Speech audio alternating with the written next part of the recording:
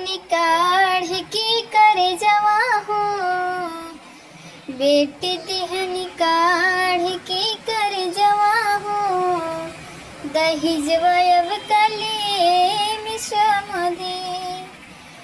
बेटी दिहनी काढ़ के करे जवा हो, दहेजवा अब कले मिश्रमदे। भेज के पढ़ौली कवल जवा हो, भेज के पढ़ौली कवल जवा हो, दहेजवा अब कले मिश्रमदे। बेटी दिहनी काढ़ के करे जवा हो, दहेजवा कले मिश्रमदे।